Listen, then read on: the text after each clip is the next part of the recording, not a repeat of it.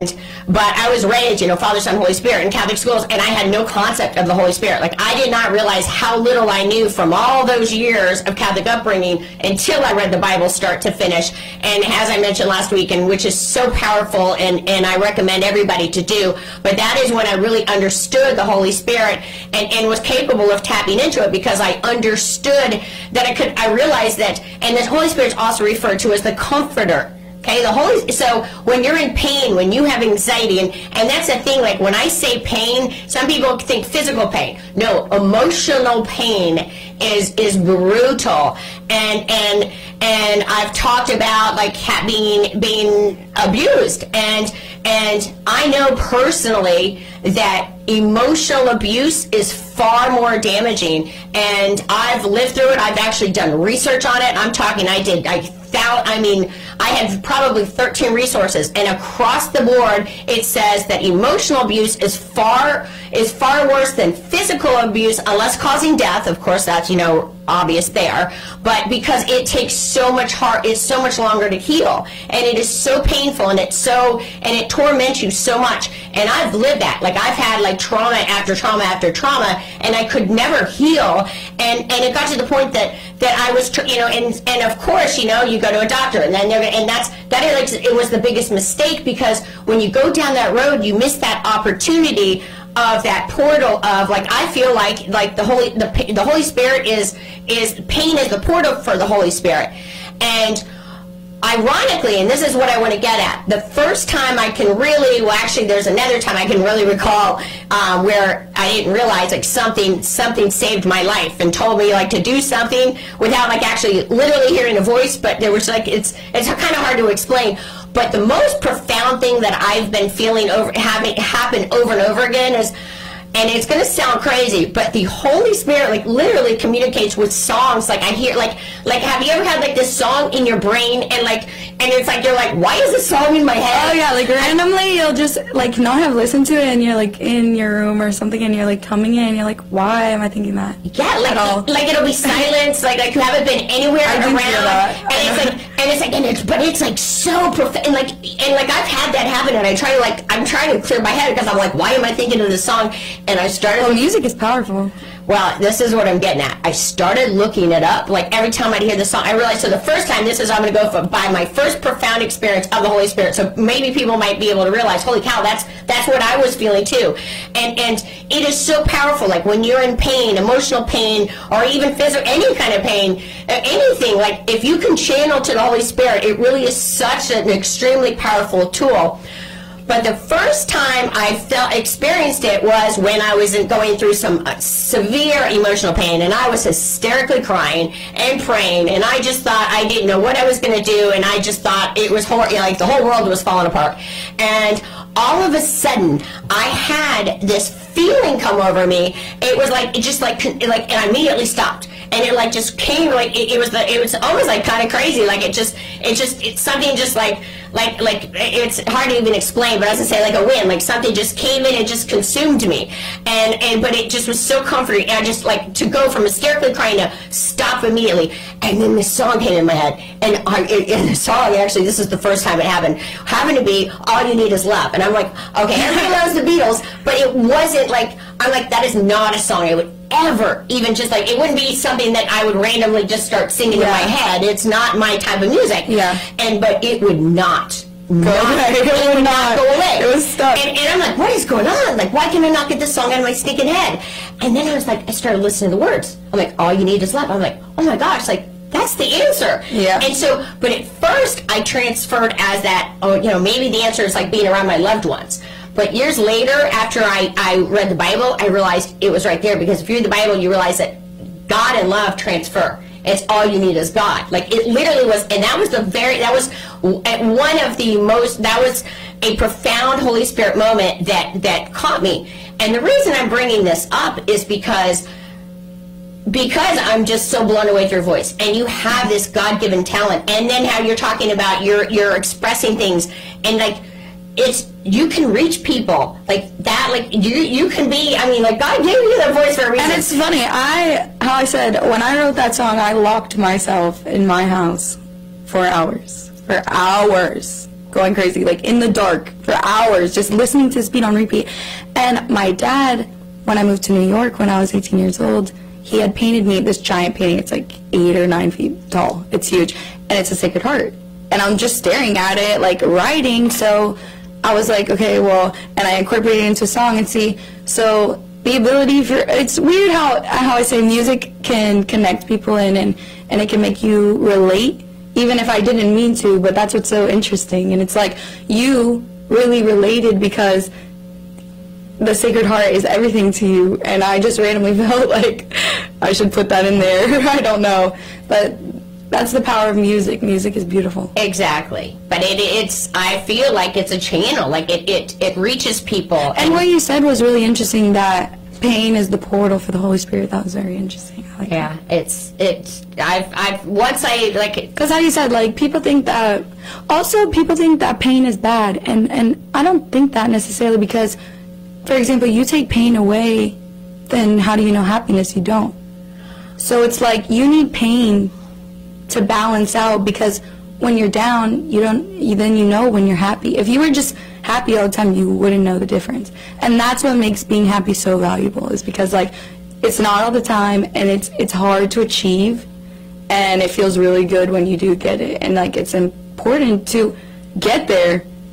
Absolutely. And that's actually what I was saying last week, is that when you, for instance, because when you have pain or anxiety and you resort to self-medicating or pharmacies or whatnot, you are missing that opportunity of channeling the Holy Spirit. And it wasn't until, like, I really realized, like, those moments when I was in such severe just emotional pain, that all of a sudden I got lifted. Like, I really felt it, and I felt better. Like, I mean, it was better. There was nothing better, no better feeling once you know, I went from being in the worst pain in the world emotionally to feeling better than I ever have. So that's why it's like something, that's why I want to talk about it, because I feel like you have, like, you've got the gift, you have the tools, you can reach people in a way that others can't. And see, I don't believe in self-medicating. Like, that is the most thing to me. Like, and to me that seems weak. Like, if I go and I turn around and I'm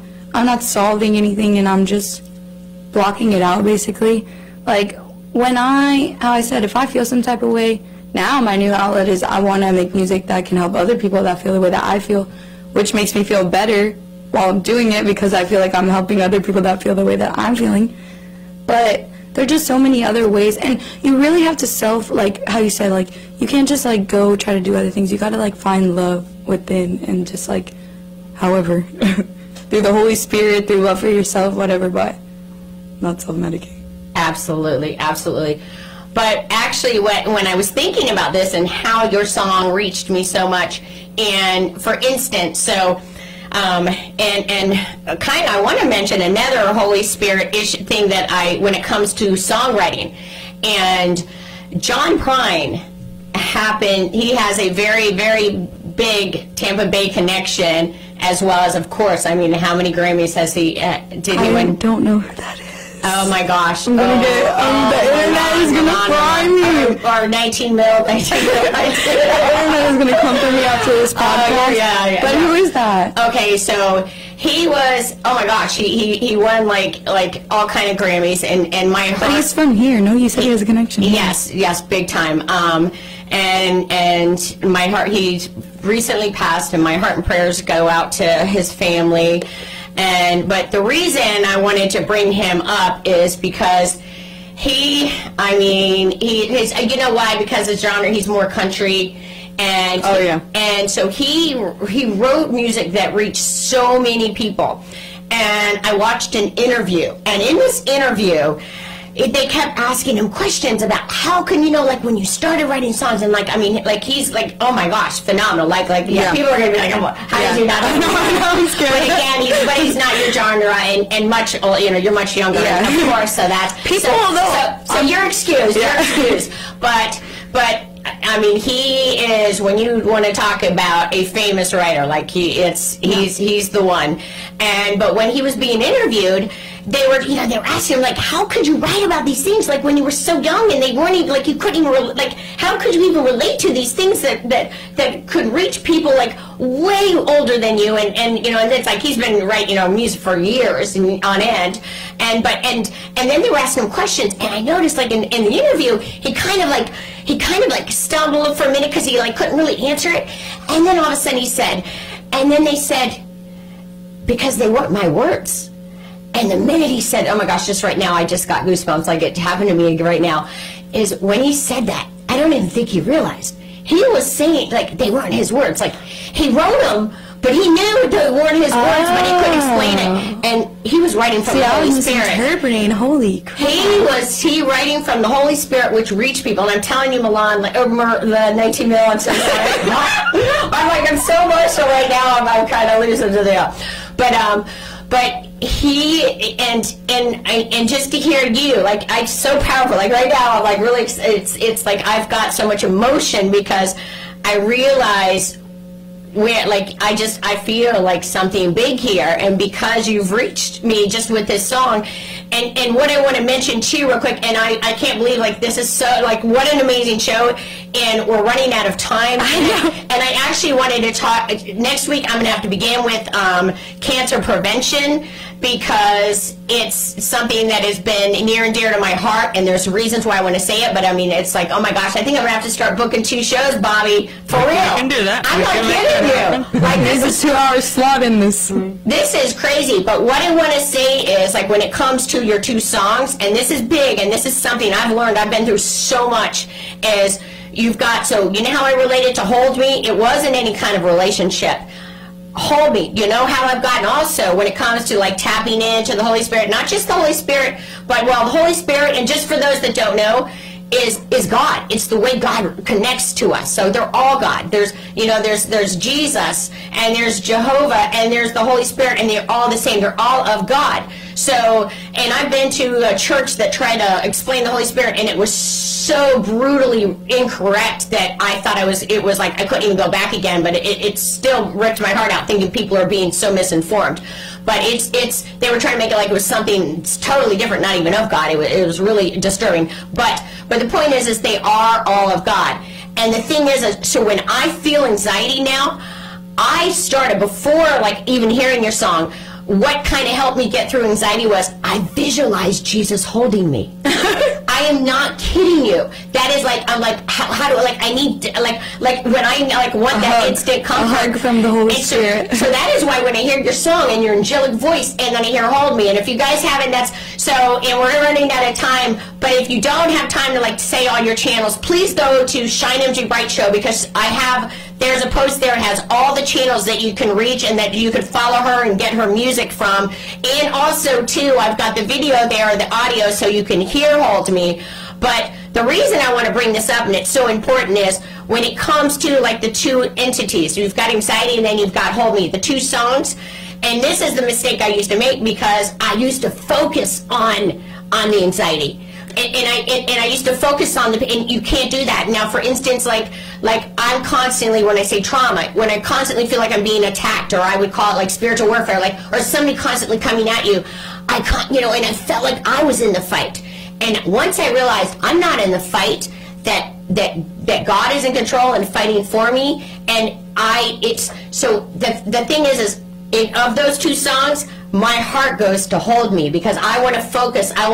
Because if you hang on to that and you focus on the anxiety, it will consume you, and rather to realize how powerful God is. And that's, like, with anything. Like, I've got, like, if I've ever been, you know, I've been through some brutal situations where people won't let me go, or alone, and I feel like I'm at war, but I'm not. Once I realized, hey, I've got the ultra defender, and I can turn my back to all that, and it's going to work for me, there goes the anxiety. Like, I'm telling you, when you feel like, because the anxiety came when I thought I was the one in control, when I thought I was the one that was fighting the fight.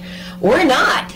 And once we let go of that control and we say, Hold Me, and then you can turn your back to it, I'm telling you, like the anxiety just goes. And also, too, oh my gosh, you gotta see my God Box video. Have you seen it? No.